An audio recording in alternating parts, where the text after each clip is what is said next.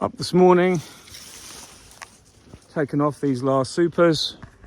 I've just got those 14 to take off, and there's one load in the truck. The second load, one load was yesterday. Still a few of these little shits flying around. But anyway, all the ones from there are off. Everything else is off. Just another load this afternoon. I'm going to come back after, take those off, and then we'll be done. I've just had a look inside these two colonies. That's why they're all quite strong out the front. And there's still 3 frames of brood. Not thick brood, but a good 20 centimeters across brood. Not complete frames, obviously, with loads of honey, loads of stalls, which is great. But there's still lots of brood. Now, I'm kind of in two minds about this. Brood this time of year is a bit of a P in the A, but it shows that the queen has room to lay, which is good, which is what I was fearing she wouldn't. Looking at 2 hives doesn't mean all my colonies and all my apiaries are going to be doing the same, but it's pretty much going to be like that. I am pretty happy that the colonies have still got brood in some respects, because it means they've grown really well after being quite caged in the summer. And then vapes, these were the ones that we vaped, so you can see they're all doing really well, and they've still got brood. Most of them have. One here is the dead out that I put the hornet door on the front, and you can see they're all trying to get in there. But every single hornet that I've squashed seems to be either a drone or a worker, and it all fits. Now over the winter I'm going to make up some different hornet traps to augment what I've got, so that every autumn, as well as using the Jabberprod ones, I've got extra ones that literally mop up hundreds and thousands of hornets at the end of the season, which is what's happened again this year. There's something else to remember about hornets, is that it's not just the fact that hornets are on your bees, they're on every insect in the environment. And what happens is you might not see many hornets in July and early August because there's still loads of insects around. But as soon as those insects start to dry up, as they normally do, then they'll move to predating your honeybees, because it's actually not that economical for them to catch your bees. Other insects are a better bet. So that's my point, just to say that as much as you might think you've got no Asian hornets around, you might not see them till later in the year, and when you do see them, the nests are already in the top of the tree, out the way. So my advice next year to everybody would be to trap in the spring at the correct time with selective traps where possible. If you're in an area that's had them before, put traps out for sure.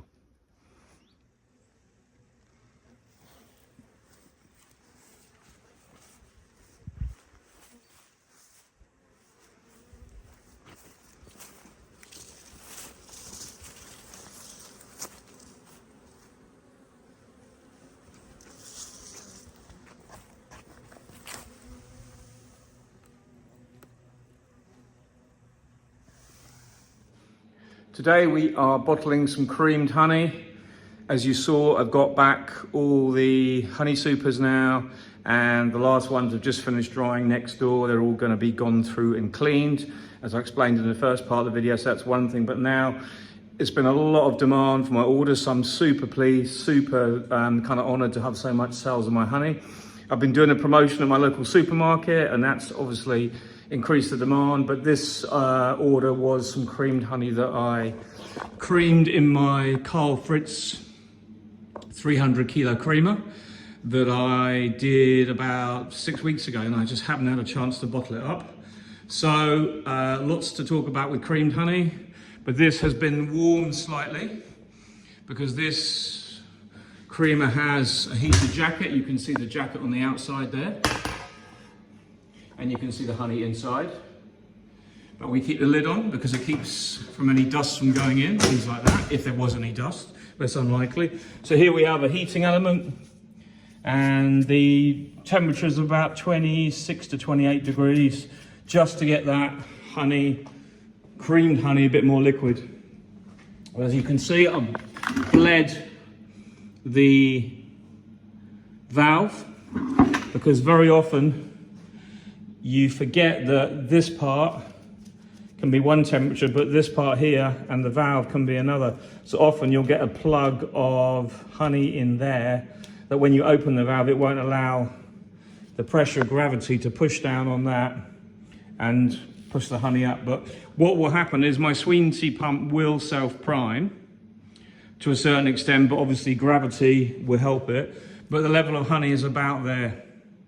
So that's basically all the way to the pump, and then the rest will be pulled up. And once it clears the air in there, there won't be any problem. So what I do is, basically I'm bottling this to order. So I've got a good order for 500 gram jars, which are here. I bring them in on a pallet, and the pallet goes right next to where I work. And then we obviously keep the jars covered. They come sterile. We keep them covered till the last minute, and then they go onto the bottling machine. And then from the bottling machine, they go into crates. And I keep my lids straight there, so the lids go straight on them. It's all manual, but when it's just me, that's fine. And then from there, from the crates, they go to a movable pallet, or sorry, trolley. And then they go off and will go off and be stored over there or labelled however I need to. So as you can see, it's like a bit chaos here today. We've done the cleanup for most of the machine. There's just the sump to finish. That's just water in there now that I've got to pump out again. But really, basically, the whole thing is virtually clean. I'm going to wash it all again now. All the top part's got to be finished. And then this is done and clean now. Comes up beautifully. Just a little bit of finishing off at the far end. And yes, it's a lot of work. And all the naysayers going, oh, you've got such a big machine, it's a lot of cleaning. Well, actually it isn't. And one of the key things I found to help me clean was this machine over here. Now this is a dehumidifier. And what it does, it obviously pulls the moisture out of the air. And I've had it on most of the year because I just like everything to be run dry here. So what I did was I turned this machine off, and the results were incredible. So what it does, it basically stops removing humidity from the air. The honey that was on the machine becomes water-bound because honey's hygroscopic, and within 3 or 4 days, just rinsing was enough to get all that spotless. And obviously because I have a floor here that I can wash down, and everything goes into the drain, that is just honey and water. I don't wash wax in because I don't want wax to accumulate in my drains over the years. But overall, the machine is nearly done. There's nothing urgent on it to finish off, just a few things to make it completely finished before I'm going to cover it over for the year. And there was just a few things I want to do on the machine that I want to just do as maintenance. So that will be done the next few days. But because I've had so much honey to bottle, it's all become a bit backed up with like little things like cleaning buckets. We did a big order yesterday. When I'm running the machine, I always like to have a bucket of warm water with a cloth in it. So if you need to grab a cloth because you have a spillage, you've got some way of controlling it quickly. This machine is absolutely great, but if, for instance, you activate the turntable with the sensor on, you end up pumping a load of honey all over the table without the jar underneath it, and that's a lot of mess to clear up, so you want to avoid that. This creaming machine will be empty today. I'm going to refill it within the next couple of days and start our next load because the temperature's so good now for doing creamed honey. Because when all this is bottled, I'm bottling another load of summer and then another load of cream to get my stocks back up because I've sold so much, it's all really good. So anyway, I just wanted to show you that and show you kind of how I do things now. So on with the bottling. It's been a great few weeks, but yesterday the rain was absolutely horrendous and it's given me time, forced me into the shed to get orders done and everything out looking good. So let's get stuck in. So we're going to turn on the lever of the butterfly valve. But first, I'm just going to check that this is tightened up properly because I know from experience that if you've got an airlock anywhere, it will have a massive impact on how the honey flows.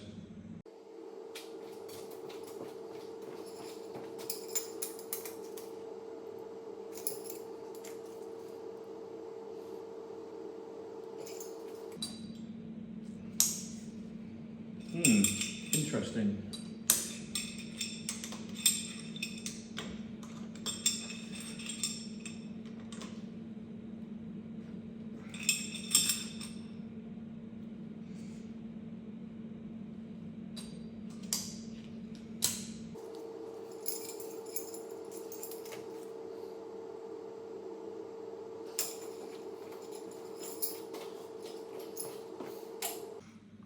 So interesting to note that when you get this all connected up, you think it's perfect, but then what you have to realize is that you can't turn this off, because to turn this off, you needed to try to turn it on, you needed to bring from this angle. So I've just had to adjust it, but it's fine now. But this actually can be at any angle, so I could bring that down if I wanted to. It's just getting used to use this, because I don't use this often enough. It always catches you out on something. I learned that you get the blockage, and now I forgot that you got that. It's just, using it often enough to make sure that you remember everything. So then why do I support this bit? So I've got a hook in the roof, and I've got more to put in for other devices that I'm going to be using when I work in the honey house. But a hook in the roof is really important, because what that does, it supports your tubes. Because believe it or not, when this gets full of honey, and you can already see it's come up to there, when it gets full of honey and I turn on the machine to suck the rest up, what actually happens is the weight of honey will pull this down. And if you don't prepare for that, you will have a problem where you could put too much pressure on the top of your pump, or one way or the other. But it's just a good idea to have your honey in the tube supported if you need to, and just be prepared to give it that support by some means. I've often put another trolley underneath the pipe or something, which is another thing you can do. But it's just a little thing that I picked up for my individual circumstances. But also another little thing I did was buying one of these keys was a really good idea, because it just means you can nip the pipes up and you don't need to use the boa or the pipe wrench on it. I just find that, because that's a ready-made tool. It also is the same tool for my honey pump as well, which has got to be cleaned out yet, obviously. But same thing for that. So it's a good tool to have. So that's a 1.25 to 3-inch one. But I don't know what that is in millimeter. I think it's to 40 or 50 millimeters, because it works really well on mine. And it just catches the valve as you close it, both ways as well. So it's a good piece of kit to have. It's multi-use tool. Anyway, so let's go on to get this primed and get it sucked up the tube if we can, see if it's going to prime itself.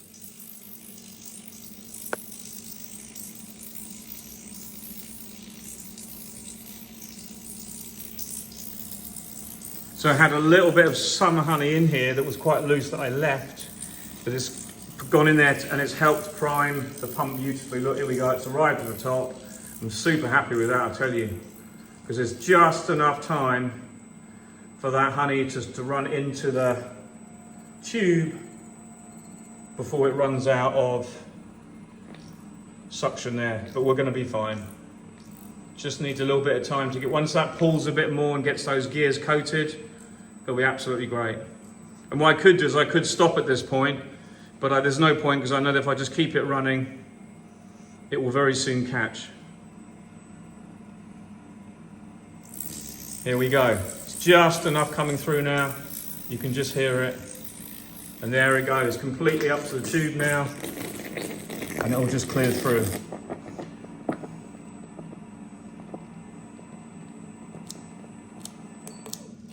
And now that's enough probably done. I'm going to start putting some jars underneath that and start getting and making sure that I get the correct amount, 500 grams in each jar, but there will be a bit of air first. And what I've got to remember to do is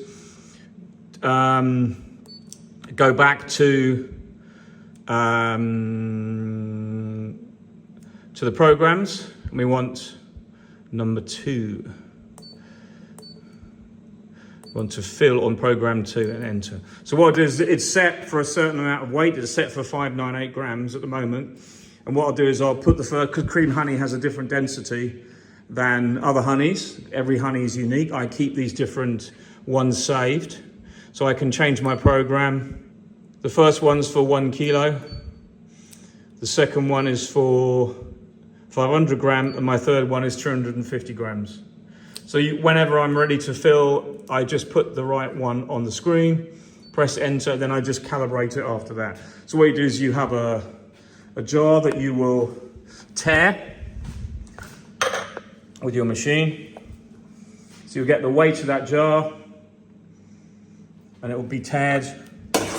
Then what you do is you press start, and it will fill 1 jar with the creamed honey. And that's obviously going to be a little bit under at the start. but it's going to take a little bit to get that right. So that's 445 grams. So I've got to keep that one aside and top that up. I'll try it with another one. And you will see that the next one will probably, there's always a little bit of air. You see, once you get rid of those air bubbles, that's well beneath. So I won't even bother weighing that one. But this one might start to actually, I'd say that's pretty much near what I need. That's 486, so that's getting closer. I might have to add some more weight to each dose, because this gravity of the honey might be different. So I'm going to have to add a little bit. That's 489, so I need to add probably 10 grams. So what we do is we go to plus and go to 611, 612, enter, and we just press start and we add that to the machine.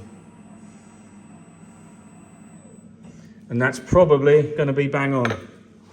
And there you go, that's 512. That's too much now. And this is what happens. You get a little bit of give and take at the start.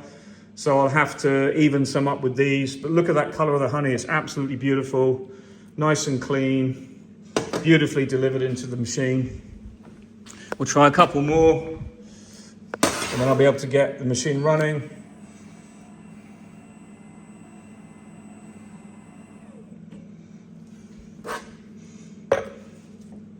$513. So what I had before was right. So let's go down another 5 or 8. Press enter, and the next one we do will probably be bang on.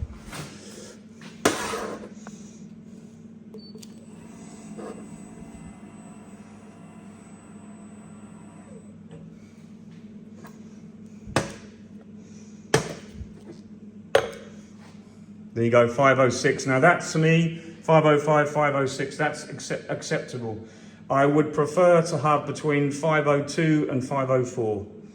So I might reduce it down a little bit, but what will happen is this machine has only just started. I've only just sort of preliminarily calibrated it so that now I know that when I dose each one, or when I get the turntable running and it doses, it will dose the exact amount. So what I'm going to do is I'm just going to clear these, get these measured out, take some out of one pot, put it into another. We have to use spoons for creamed honey and it's a bit slow, but once you get it running, it's dead quick and it really works great. So I'll join you back in a minute with this clear and the machine running, and you'll see what I'm on about.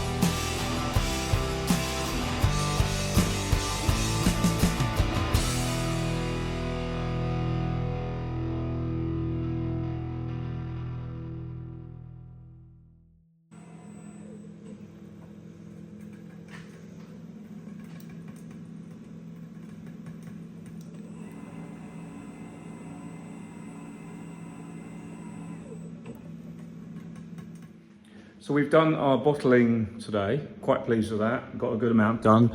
I've run out of what's in here, so I wanted to show how people go, oh, how do you disconnect the pipes without wasting honey? You must have to wash up so much. Well, you don't.